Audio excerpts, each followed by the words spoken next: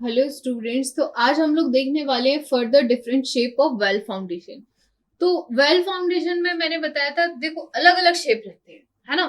तो ये डिपेंड करेगा शेप, आपको किस टाइप का फाउंडेशन देना है वो डिपेंड करता है आपकी साइड की कंडीशंस पे।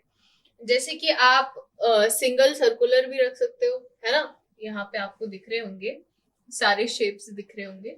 तो या तो वो सिंगल सर्कुलर होगा। अगर आसपास ये एक वेल आपने ये बना दिया, फर्स्ट वाला वेल फाउंडेशन, और ये आप सेकंड वाला वेल फाउंडेशन बना रहे हो। अगर ये फर्स्ट वाला वेल फाउंडेशन और सेकंड वाला वेल फाउंडेशन में बहुत ज्यादा अंतर नहीं आ रहा है, तो उस टाइम पे हम टू सर्कुलर की बात करते हैं। जैसे यहाँ दिख रहा है कि फर्स्ट वाला सिंगल सर्कुलर, तो सिंगल सर्कुलर तो इट्स अ बेस्ट, ये हर जगह यूज हो जाएगा आपका, है ना। और अगर आप, क्योंकि देखो इसमें पैराफेरियल सर्कुलर में पैराफेरियल जितनी भी मूवमेंट्स है वो बहुत ज्यादा अच्छे से डिस्ट्रीब्यूट हो जाती है, होल बिल्कुल सीजी के सेंटर पे जाता है। तो मतलब कि स्ट्रेसेस बहुत कम है इसमें, तो ये तो बेस्ट है ही। अगर ये दोनों आसपास हैं, इन दोनों का डिस्टेंस कम है, तो हम लोग क्या करेंगे, कंबाइंड या टू सर्कुलर वाला फाउंडेशन बना देंगे। नेक्स्ट आपको दिख रहा होगा कि नेक्स्ट फाउंडेशन है कौन सा वाला आपका, डमवेल फाउंडेशन। अब देखो डमवेल फाउंडेशन में क्या होता है, जब हम सर्कुलर फाउंडेशन का बात करते हैं तो सर्कुलर फाउंडेशन में कुछ इस तरीके का स्ट्रक्चर बनाया जाता है। डम्बेल में क्या होगा, डम्बेल में आपका, मान लो कि यहाँ पे ये जो कंक्रीटिंग आप यहाँ पे कर रहे हो स्ट्रक्चर बनाने के लिए, ये काफी सारा है। तो हमने क्या करा, हमने कहा कि इतना ज्यादा इफेक्ट तो आ नहीं रहा, है ना। इतना ज्यादा इफेक्ट नहीं आ रहा, मतलब कि इसका, इस जो ये जो एरिया है, इस एरिया में जो कंक्रीटिंग हम कर रहे हैं या इस एरिया में जो हम मटेरियल का यूज कर रहे हैं, हम इसको फर्दर रिड्यूस कर देते हैं। तो हमने कहा ठीक है, इसको रिड्यूस कर देते हैं। तो जब हम इसको रिड्यूस कर देंगे तो इसका रिडक्शन होने के कारण इसका जो शेप बन जाएगा ये कुछ डम्बेल जैसा बन जाएगा, है ना।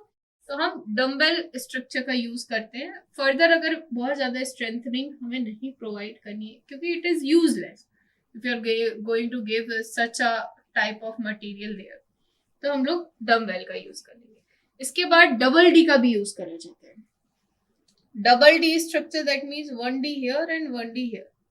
अब देखो यहाँ पे ना, ये पूरा का पूरा जो रोल रहेगा वो रहेगा कि आपकी स्ट्रक्चर में स्ट्रेसेस किस टाइप की आ रही हैं। अगर फर्दर यहाँ पे आपकी लोडिंग या फिर टर्निंग की कंडीशन बहुत ज्यादा बढ़ रही है, कि आपने वेल दिया, वेल फाउंडेशन आपने डिप आउट कर दिया, है ना, पूरा का पूरा वेल नीचे रख दिया। वेल फाउंडेशन जब नीचे इंस्टॉलेशन करा जाता है उस टाइम पे कई बार ऐसी कंडीशन आ जाती है कि वो प्रॉपरली इंस्टॉल नहीं हो पाया, या किसी एंगल से टिल्ट हो गया, या फिर फर्दर उसमें कुछ और इश्यू आ गया, तो हम लोग क्या करते हैं उस टाइम पे डबल डी का यूज कर लेते हैं। तो डबल डी एक तो बनाने में इजी रहता है, इसमें जो पेरिफेरियल जो स्ट्रेसेस है, जिस तरीके से आपका सर्कुलर काम कर रहा है उस तरीके से ये भी काम कर रहा है, तो पेराफेरियल स्ट्रेसेस है ये कहीं ना कहीं काफी ज्यादा कम हो जाएंगी। इसके साथ साथ आपका जो स्किनिंग या फिर आपका जो पैरामीट्रिक, इसमें मोर स्ट्रेसेस जो लग रही है या फिर टर्निंग आ रहा है, ओवर टर्निंग मूवमेंट आ रहा है, तो उसमें कहीं ना कहीं इसकी स्ट्रेंथ को हम लोग क्या कर देते हैं, एनहेंस कर देते हैं डबल डी का यूज करके। ठीक है। कई बार हम हेक्सागोनल भी यूज करते हैं, है ना। मतलब अगर आप चाहते हो कि पानी में कटाव बने, ठीक है, तो कटाव के लिए आप लोग किसका यूज कर लेंगे, टू हेक्सागोनल का यूज कर लेंगे।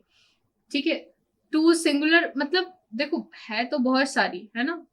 टू ऑक्टागोनल का भी यूज कर सकते हो। सिमिलरली अगर आपका बहुत ज्यादा, आपका वाटर में काफी हाई स्पीड से वाटर फ्लो कर रहा है ना, और आप उसको अगर वाटर के साइड में अगर आप इंस्टॉलेशन कर रहे हो तो टू हेक्सागोनल उस टाइम पे आप यूज कर सकते हो। रेक्टेंगुलर कहाँ यूज करोगे, रेक्टेंगुलर वहां यूज करना है अगर नॉर्मल कोई वेल फाउंडेशन आपको देना है ना, नॉर्मली देना है, तो वहां पे हम लोग ट्राइंगुलर का यूज कर लेंगे या रेक्टेंगुलर का यूज कर लेंगे, है ना। ट्राइंगुलर तो नहीं होगा, रेक्टेंगुलर ही होगा। तो वहां पे हम लोग किसका यूज कर लेंगे, रेक्टेंगुलर का यूज करेंगे। इसमें स्ट्रेंथनिंग काफी कम रहेगी एज कंपेरेटिव टू अदर। ऐसा तो आप बाकी फाउंडेशन से करोगे कंपैरिजन में तो ये भी काफी अच्छा है, but as comparative to other इसकी स्ट्रेंथनिंग सबसे ज्यादा कम रहेगी, कॉस्टिंग भी सबसे ज्यादा कम रहेगी अगर आप रेक्टेंगुलर शेप दे रहे हो तो। अगर फर्दर हम हम किस तरीके से चूज करें कि कौन सा वाला हमारा फाउंडेशन का शेप क्या होना चाहिए। तो देखो ये कुछ 3 चीजों पे डिपेंड करेगा। सबसे फर्स्ट अगर हम बात करें तो आपकी कॉस्ट क्या है और आपका इंस्टॉलेशन कितना है ना। तो अगर कॉस्टिंग कम रखनी है तो उसके हिसाब से आप शेप के ऊपर भी जाओगे। तो कॉस्टिंग के सबसे पहले कॉस्ट या फिर आपका जो भी मटेरियल जिसका आप यूज कर रहे हैं यहाँ पे कंस्ट्रक्शन, 2 चीजों पे डिपेंड करेगा। सेकेंडली अगर हम बात करें तो ये टिल्टिंग और शिफ्टिंग के ऊपर भी डिपेंड करता है, क्योंकि जब हम इंस्टॉलेशन करने के बाद कई बार ऐसी कंडीशंस आ जाती है क्योंकि इसका डेप्थ हम बहुत ज्यादा नहीं रख रहे एज कंपेरेटिव टू पाइल, इसका डेप्थ कम रहेगा। तो इसमें कई बार ऐसे कंडीशंस आ जाती हैं कि आप इंस्टॉलेशन कर रहे हैं, इंस्टॉलेशन के बाद क्या हो गया, आपका टिल्ट कर गया, एकदम से वाटर का प्रेशर आया, उसको बियर नहीं कर पाया और वो टिल्ट हो गया। क्योंकि हॉलो तो है वो बीच में से, आप वैसे ही इसको हॉलो रख रहे हो, है ना। अगर आप बीच में से हॉलो रख रहे हो तो इसमें टिल्टिंग के चांसेस कई बार इंक्रीज हो जाते हैं। तो इसलिए हम फिर सिंगल सर्कुलर की जगह हम डबल डी या डबल सर्कुलर के साथ चले जाएंगे अगर स्टेबिलिटी एनहेंस करनी है तो, है ना। इसके साथ साथ वर्टिकल और हॉरिजॉन्टल लोड्स के ऊपर भी डिपेंड करेगा कि आपका वर्टिकल लोड कितना आ रहा है और हॉरिजॉन्टल लोड कितना आ रहा है फर्दर आपके स्ट्रक्चर पे। इसके ऊपर भी आपका शेप डिपेंड करता है ना। अगर हम बात करें सबसे अच्छा शेप कौन सा है तो वो हॉलो है, क्योंकि उसका डिग्री कहाँ से जा रहा है, जो भी स्किनिंग का डिग्री रहेगा वो इसका सीजी। देखो अगर आप किसी भी चीज में लोडिंग, कोई भी स्ट्रक्चर हो, अगर हम अर्दन डैम की बात करते हैं ना तो डैम टोटली उसके सीजी पे ही डिपेंड करता है। काय से बनता है, बिल्कुल जो सॉइल रहती है लूज सॉइल रहती है, उस लूज सॉइल को फिल कर दिया जाता है, एक दूसरे के ऊपर रख रख के फिलिंग करके कॉम्पेक्शन करके और बना दिया जाता है।